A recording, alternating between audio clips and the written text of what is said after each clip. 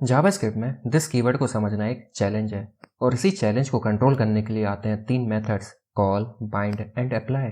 ये मेथड्स हमें अलाउ करते हैं कि हम मैन्युअली डिसाइड करें कि फंक्शन के अंदर का जो दिस है वो किस ऑब्जेक्ट को रेफर करेगा। मतलब आपका फंक्शन किसी और ऑब्जेक्ट के कॉन्टेक्स्ट में चल सकता है सिर्फ एक मेथड के कॉल से। आज हम देखेंगे कि कैसे ये 3 मेथड्स अलग अलग सिचुएशन में काम आते हैं। तो हेलो गाइस, मेरा नाम है लोकेंद्र। आप देख रहे हैं लोकी अनलॉक्ड, जहां हम अनलॉक करेंगे आपके ट्रू पोटेंशियल को। चलिए चलते कंप्यूटर स्क्रीन पर और शुरू करते हैं।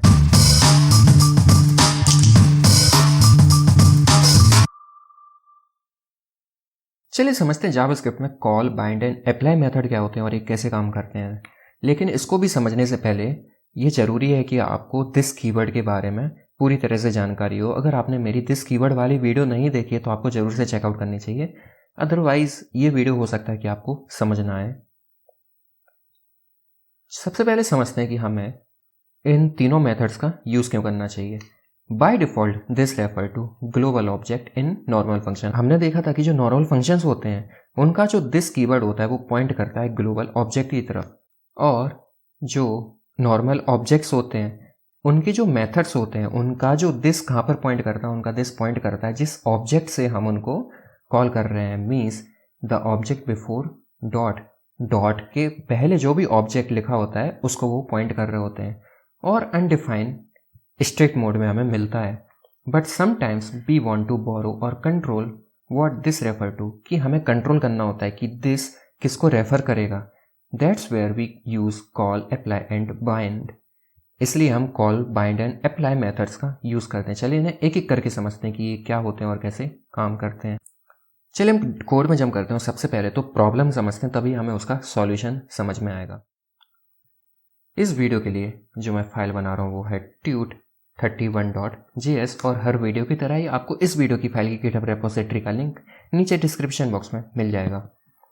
मान लीजिए हमने एक ऑब्जेक्ट बनाया जिसमें मान लो मैंने सिंपली दिया नेम इक्वल टू लोकेंद्र, और मैंने इसमें एक मेथड भी दिया शो नेम, जो कि क्या करता है, जो कि सिंपली प्रिंट कर देता है दिस डॉट नेम को। आप चाहें तो मेथड ऐसे बना सकते हैं या फिर इसके आगे कोलन लगाकर यहाँ पर सिंपली फंक्शन लिख सकते हैं, दोनों ही सेम होते हैं। और आप जानते हैं कि अगर मैं यहाँ पर user1 dot show name method को कॉल करूँगा, फाइल को सेव करूँगा और कोड को रन करूँगा तो हमें लोकेंद्र देखने को मिल जाएगा, क्योंकि इसमें जो ये जो दिस कीवर्ड है वो किसको पॉइंट कर रहा है, वो इस ऑब्जेक्ट को पॉइंट कर रहा है। लेकिन मान लो मैंने एक और ऑब्जेक्ट बनाया user2 नाम से, जिसमें मैंने सिंपली दिया नेम इक्वल टू, मान लो मैंने दे दिया हर्षित, और मैं चाहता हूं कि किसी तरह ये जो शो नेम है इसका जो दिस कीवर्ड है वो इस user2 को पॉइंट करे। अभी क्या हो रहा है, अभी ये जो दिस है वो बाय डिफॉल्ट पॉइंट कर रहा है इस user1 ऑब्जेक्ट पर, लेकिन मैं चाहता हूं कि ये user2 ऑब्जेक्ट पर पॉइंट करे। ये काम हम कर सकते हैं call, bind and apply methods का यूज करके, और वो कैसे करना है चलिए हम एक एक करके देखते हैं। सबसे पहले हम समझते हैं कि कॉल मेथड क्या होता है। इसका जो सिंटैक्स है वो कुछ इस प्रकार होता है कि हम सबसे पहले तो फंक्शन का नेम देंगे, उसके आगे हम कॉल लगाएंगे, और सबसे पहला जो आर्गुमेंट होता है कॉल में वो दिस आर्गुमेंट होता है। मीन्स हम पहला आर्गुमेंट जो भी पास करेंगे उसके बाद जो दिस कीवर्ड होगा वो उसी ऑब्जेक्ट को पॉइंट करेगा। उसके बाद हम अपने आगे के आर्गुमेंट्स देते हैं।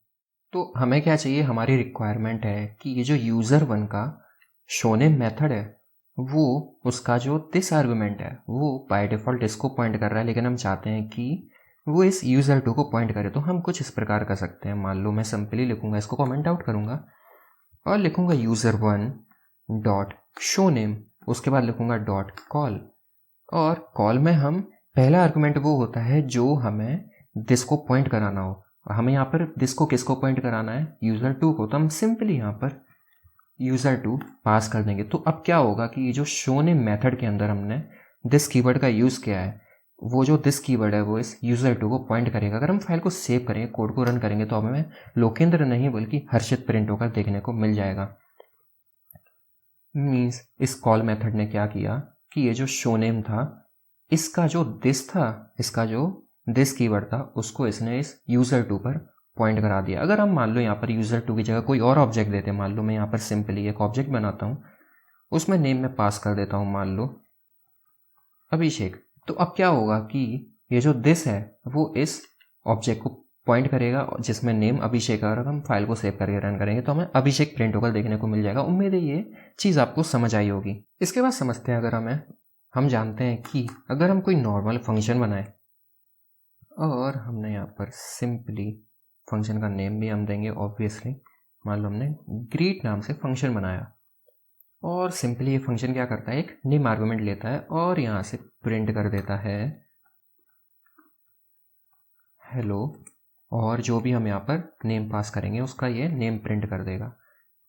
लेकिन नेम के साथ साथ हम चाहते हैं कि ये कंट्री भी एक प्रिंट करे, तो हम सिंपली यहाँ पर लगाएंगे प्लस और मान लो मैं दे देता हूँ दिस डॉट कंट्री। तो हम जानते हैं कि अगर हम जो नॉर्मल फंक्शन है उसके अंदर अगर हम दिस कीवर्ड का यूज़ करते हैं तो जो इसका जो दिस कीवर्ड होता है वो ग्लोबल ऑब्जेक्ट को पॉइंट कर रहा होता है। इस केस में हम यहाँ पर यूज़ कर सकते हैं किसका, इस केस में हम यूज़ कर सकते हैं कॉल मेथड का। मीन्स हम करेंगे सिंपली ग्रीट डॉट कॉल और उसके अंदर हमें सबसे पहले तो पास करना होता है ऑब्जेक्ट, वो वाला ऑब्जेक्ट जहाँ पर ये दिस कीवर्ड पॉइंट करेगा।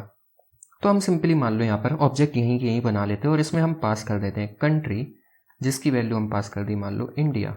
उसके बाद इसका जो आगे के आर्गुमेंट्स होते हैं वो आर्गुमेंट होते हैं जो भी ये फंक्शन एक्सेप्ट करता है। मीन्स हमें यहाँ पर नेम देना है तो हम यहाँ पर सेकंड आर्गुमेंट दे देंगे नेम। मान लो मैंने दे दिया लोकेंद्र।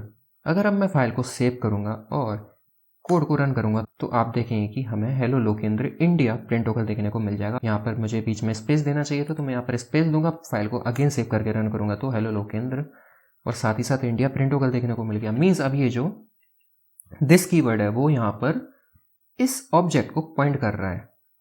और इसके बाद जो आगे के आर्गुमेंट्स होते हैं वो सारे आर्गुमेंट्स होते हैं जो भी ये फंक्शन एक्सेप्ट कर रहा है पैरामीटर्स। मीन्स हम जिस भी फंक्शन पर कॉल मेथड का यूज़ करेंगे और तो जो भी सेकंड आर्गुमेंट से आगे जितने भी आर्गुमेंट्स होंगे वो सारे आर्गुमेंट हम यहाँ पर दे सकते हैं। मीन्स मान लो हम यहाँ पर नेम के साथ साथ हम यहाँ पर ले लें मान लो सिटी, उसके बाद मान लो कोई एक नंबर ले लें, मीन्स हमें रैंडम दिया और उसके बाद मान लो मैंने यहाँ पर सिटी में पास कर दिया मान लो उदयपुर, और उसके बाद मान लो मैंने यहाँ पर एक नंबर भी पास कर दिया 10।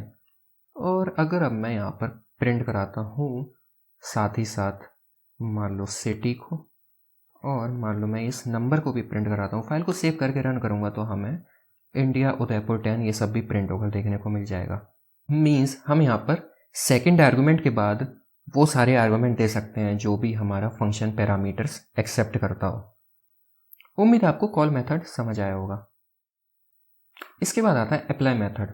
जो अप्लाई मेथड होता है वो बिल्कुल सिमिलर होता है कॉल मेथड के, almost same as call but arguments are passed as an array.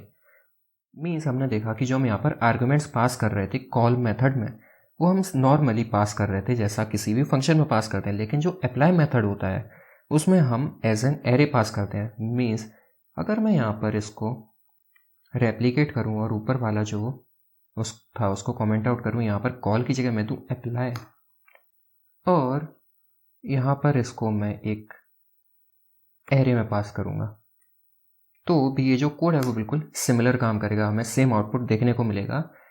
Means call method and apply method में सिर्फ यही डिफरेंस है कि कॉल मेथड में हम जो फंक्शन के आर्गुमेंट्स होते हैं वो नॉर्मली पास करते हैं और जो अप्लाई में फंक्शन के आर्गुमेंट्स होते हैं वो एज एन एरे पास करते हैं।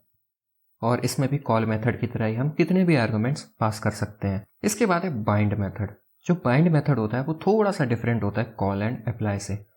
Unlike call and apply, bind does not call the function immediately, it returns a new function with this permanent bound. Means कहने का क्या मतलब है कि मैं ऐसी सेम फंक्शन का एग्जाम्पल लूँगा, मान लो मैं इसको रेप्लिकेट करता हूँ और यहाँ पर इस जो एरे है उसको हटाऊँगा और यहाँ पर क्या करूँगा कि अप्लाई की जगह यहाँ पर बाइंड मेथड का यूज़ करूँगा। अब ये जो बाइंड मेथड होता है ये फंक्शन को इमीडिएटली कॉल नहीं करता। मीन्स अगर अब हम फाइल को सेव करके रन करेंगे तो हमें कोई भी आउटपुट देखने को नहीं मिलेगा क्योंकि ये जो ग्रीट फंक्शन है वो कभी कॉल ही नहीं हुआ। इंस्टेड ये बाइंड मेथड क्या करता है कि बाइंड मेथड एक फंक्शन को रिटर्न करता है।